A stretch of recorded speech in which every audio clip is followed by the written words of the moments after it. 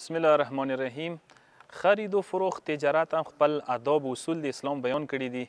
هغوی کې یوه مسله دا دی چې ځینې شیونه خرید و فروخت مسالې کې مکروه دي. په کار د انسان خیال ساتي دغو شیو هم. یو دا دی چې کوم کس یو شی خرڅوي، دکاندار مثلا خپل شي تعریفونه ډېر کوي، دا مکروه دی. او دویمه خبره دا دی چې کوم کس خریدار دی، ګاهک، هغه یو شي مذمت کوي، دا یا مکروه دی چې کوم شی چې خلي نه مذمت یې کوي کس. او بل شی چې کوم دی هغه دا دی چې کوم کس خرڅوي یو شی، هغه عیبونه پټوي که چیرې عیب ورکې وي. او که چیرې عیب ورکې وي دوکه یې حسابېږي، دا عیب بیا حرام دی داسې معامله. یعنې داسې شی به خرڅوله چې هغه ته عیب ورکې دی او دوکه دی ورکې او عیب دوکه حسابېږي، بیا حرامه دی داسې معامله.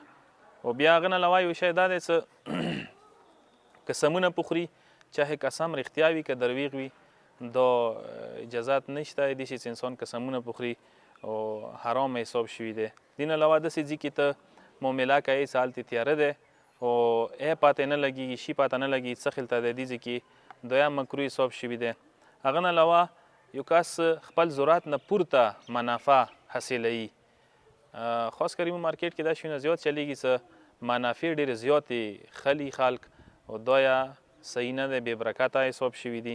خو بل شی دا دی چې میره سترګې ورختلې نه مخکې، یعنی اذان شوی وي سبې او میره سترګې ورختلې مانځه، دغو مانځه معامله کوله یا سامان غوړوله، دا هم مکروه حساب شوی دی. دې نه علاوه نورو نه مخکې بازار ته رسېدل هم مکروه حساب شوي دی. او بل داسې کس سره معامله کوله چې هغې کې څه خیر او برکت نه وي، دا هم مکروه حساب شوي دی. کوشش وکړو روایتو کې راغلي دی چې مؤمن هغه دی چې هغه تجارت نه مخکې تجارت اصولو آدابو باندې ځان پوه کړي، بیا تجارت کوي، تا دا چې معاملې نه حرامې شي، نه شبهناکې شي، نه مکروه شي. والسلام علیکم ورحمت